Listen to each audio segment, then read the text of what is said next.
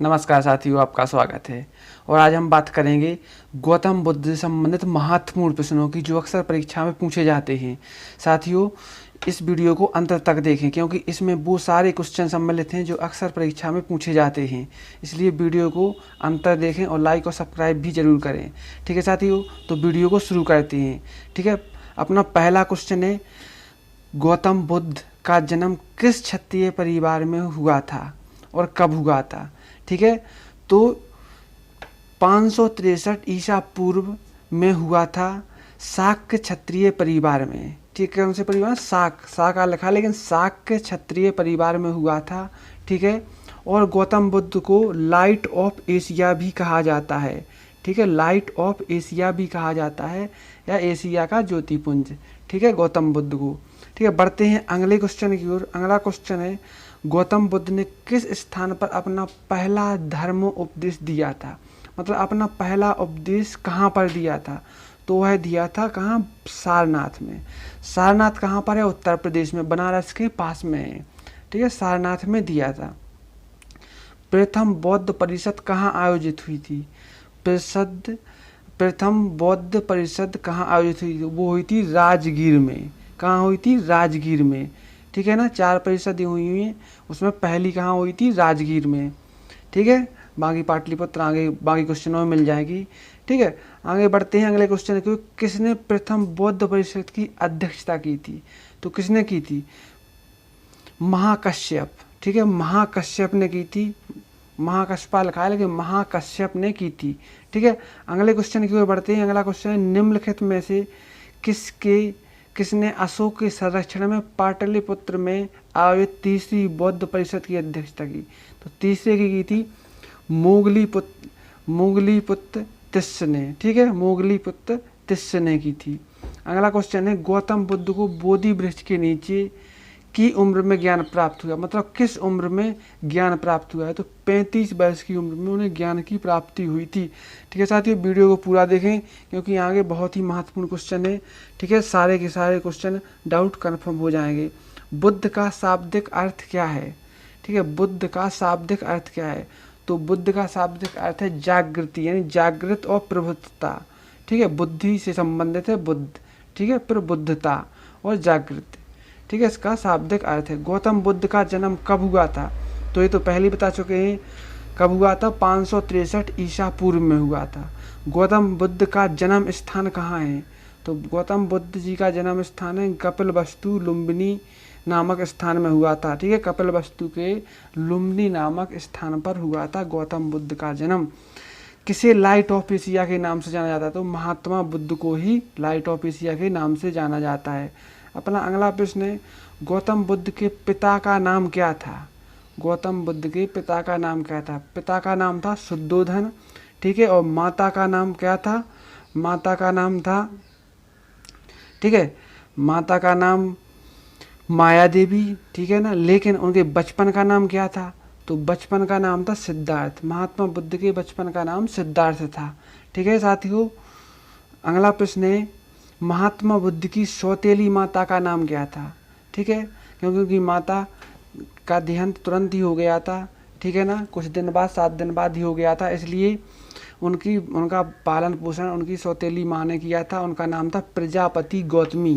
प्रजापति गौतमी। महात्मा बुद्ध की सौतेली माता का नाम क्या था? प्रजापति गौतमी। बुद्ध के बेटे का नाम क्या था? राहुल। ठीक है, बुद्ध के बेटे का नाम राहुल था। ठीक है साथियों, बुद्ध ने कितने वर्ष की अवस्था में गृह त्याग किया था? ठीक है, ये कई बार आ चुका है क्वेश्चन, इसको आप लोग ध्यान रखना। केंद्र की, राज्य की सभी परीक्षाओं में एक प्रश्न पूछे जाते हैं और इसमें वही सारे प्रश्न हैं जो अक्सर परीक्षा में आते हैं। ठीक है, एक ही वीडियो में सारे प्रश्नों को सम्मिलित किया गया है, इसलिए वीडियो को अंत तक देखें। बुद्ध ने कितने वर्ष की अवस्था में गृह त्याग किया था? तो 29 वर्ष की आयु में। 29 वर्ष की आयु में गृह त्याग किया था। महात्मा बुद्ध के गृह त्याग की घटना क्या कहलाती है? महात्मा बुद्ध के गृह त्याग की घटना कहलाती है महाभिनिष्क्रमण। महाभिनिष्क्रमण कहलाती है। ठीक है, अगला क्वेश्चन है, महात्मा बुद्ध के प्रथम गुरु कौन थे? ठीक है, महात्मा बुद्ध के प्रथम गुरु थे अलार कलाम। अलार कलाम। ठीक है, ये क्वेश्चन कई बार आया इसलिए वेरी इंपॉर्टेंट में है। ठीक है, अगला क्वेश्चन है बुद्ध के दूसरे गुरु कौन थे? तो दूसरे गुरु ने दूसरे कौन मिले थे? रुद्रक। ठीक है, रुद्रक। अगला है पांच ब्राह्मणों को बुद्ध ने अपना शिष्य कहाँ बनाया था? तो वो बनाया था उरुबेला में। उरुबेला में, वेरी इंपॉर्टेंट, ध्यान रखना। 5 ब्राह्मणों को जब उनने अपना, ठीक है ना, शिष्य बनाया था तो उनको वो जगह कौन सी थी? उरुबेला में। बुद्ध के 5 शिष्यों के नाम क्या थे? तो 5 शिष्यों के नाम हमेशा याद रखना है। इनमें से एक प्रश्न एक पूछ लिया जाता है, एक शिष्य का नाम, ठीक है ना, किसी का भी। तो ध्यान रखना, कौंडिन्य, बप्पा, भादिया, अस्सागागी और महानामा। कौंडिन्य, बप्पा, भादिया, असगानी और महानामा। ठीक है, ये 5 शिष्य थे। किसके थे? बुद्ध के। ठीक, 35 वर्ष की आयु में 6 वर्ष तक बिना भोजन और बोध गया में निरंजना नदी के तट पर किस वृक्ष के नीचे बुद्ध ने कठिन तपस्या कर ज्ञान प्राप्त की थी? तो वह वृक्ष था पीपल। ठीक है, वह वृक्ष पीपल था। कहने का मतलब यह है कि इसमें यही पूछा गया है कि 35 वर्ष की आयु में 6 वर्ष तक बिना भोजन किए बोध गया में निरंजना या पुनपुन नदी के तट पर वृक्ष की किस वृक्ष के नीचे उन्हें ज्ञान की प्राप्ति हुई? तो वह है पीपल वृक्ष। ठीक है ना। तो 29 वर्ष की अवस्था में उन्होंने गृह त्याग किया था। उसके बाद 6 वर्ष तक क्या किया उनने? तप करते रहे बिना कुछ खाए पिए। ठीक है ना, निरंजना नदी के तट पर, ठीक है, और पीपल के वृक्ष के नीचे, जहाँ उन्हें ज्ञान की प्राप्ति हुई। अक्सर इसमें से एक ना एक क्वेश्चन हमेशा आता है। ठीक है ना, इसमें नदी का नाम ध्यान रखना है, पीपल वृक्ष का याद रखना है, 6 वर्ष याद रखना है, 35 वर्ष याद रखना है। ठीक है, आगे बढ़ते हैं। ज्ञान प्राप्ति के बाद सिद्धार्थ को क्या कहा गया? ज्ञान प्राप्ति के बाद सिद्धार्थ को कहा गया। सिद्धार्थ क्या? सिद्धार्थ उनका बचपन का नाम था, गौतम बुद्ध का। ठीक है, तो ज्ञान प्राप्ति के बाद ही उन्हें गौतम बुद्ध तथा तथागत कहा गया। ठीक, गौतम बुद्ध को ज्ञान की प्राप्ति किस रात्रि को हुई थी? ठीक है, तो ज्ञान प्राप्ति की हुई थी उनको वैशाख पूर्णिमा की रात्रि को। ठीक है, वैशाख पूर्णिमा उनसे बहुत ही संबंधित शब्द है। ठीक है ना, ये समय। अगले क्वेश्चन की ओर बढ़ते हैं। अगला क्वेश्चन है सिद्धार्थ का गोत्र क्या था? ठीक है, सिद्धार्थ का गोत्र गौतम था। बुद्ध ने अपने प्रथम उपदेश कहाँ दिया था? सारनाथ में दिया था। बुद्ध ने प्रथम उपदेश देने की घटना को क्या कहा? धर्मचक्र प्रवर्तन कहा जाता है। इसको ध्यान में रखना, धर्मचक्र प्रवर्तन। ठीक है साथियों, वीडियो अगर पसंद आया हो तो लाइक और सब्सक्राइब करें, चैनल को भी सब्सक्राइब करें। ठीक है, बौद्ध धर्म के 3 रत्न कौन से हैं? बुद्ध, धम्म और संघ। ठीक है, बुद्ध ऐसे बोलते हैं, बुद्धम शरणं गच्छामि, धम्मं शरणं गच्छामि, संघम। ठीक है ना, तो बुद्ध, धम्म, संघ। ठीक है, तो ये 3 उनके त्रिरत्न थे। बुद्धकालीन प्रसिद्ध नगर कितने और कौन कौन थे? तो याद रखना 6 नगर थे, साकेत, कौशाम्बी, वाराणसी, चंपा, राजगृह, श्रावस्ती। ठीक है, ये 6 ग्रह थे, 6 नगर थे बुद्धकालीन प्रसिद्ध नगर। ठीक है, इनको ध्यान रखना। अगला क्वेश्चन है बौद्ध साहित्य में प्रयुक्त संथागार शब्द का तात्पर्य क्या है? तो राज्य संचालन के लिए गठित परिषद को बौद्ध साहित्य में प्रयुक्त संथागार शब्द का प्रयोग किया गया था। ठीक है, आजीवक संप्रदाय की स्थापना किसने की थी? आजीवक संप्रदाय तो ये की थी मखली गोसाल ने। ठीक है, मखली गोसाल ने। अगला क्वेश्चन है महात्मा बुद्ध की जन्मस्थली लुम्बिनी वन किस महाजनपद के अंतर्गत आती थी? ठीक है, तो ये आती थी कौशल महाजनपद के अंतर्गत। अगला है बुद्ध का परिनिर्माण स्थल कुशीनगर किस महाजनपद के अंतर्गत आता है? ठीक है, परिनिर्माण स्थल कुशीनगर किस महाजनपद के अंतर्गत आता है? तो वह आता है मल्ल गणराज्य के अंतर्गत। ठीक है, बुद्ध काल में वाराणसी क्यों प्रसिद्ध था? हाथी दांत के लिए। इसको इम्पोर्टेंट रखना है, हाथी दांत के लिए। और परिनिर्माण मल्ल गणराज्य। ठीक है, जनपद का नाम, इनको याद रखना। अगला क्वेश्चन है बुद्ध काल में पत्थर का काम करने वाले क्या कहलाते हैं? ठीक है, तो वह कहलाते थे कोहक। क्या कहलाते थे? कोहक।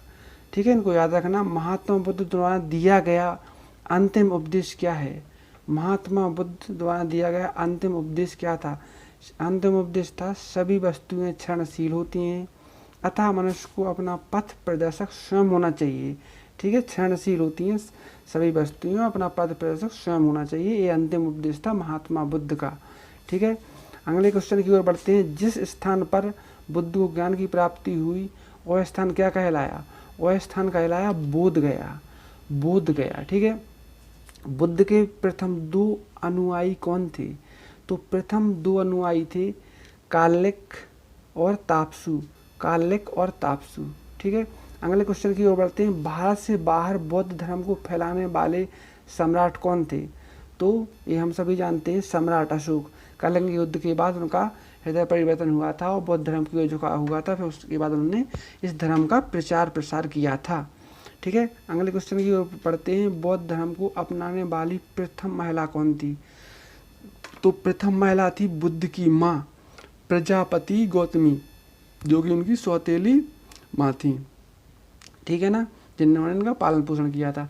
महात्मा बुद्ध ने अपने उपदेश किस भाषा में दिए? पाली भाषा में, ठीक है।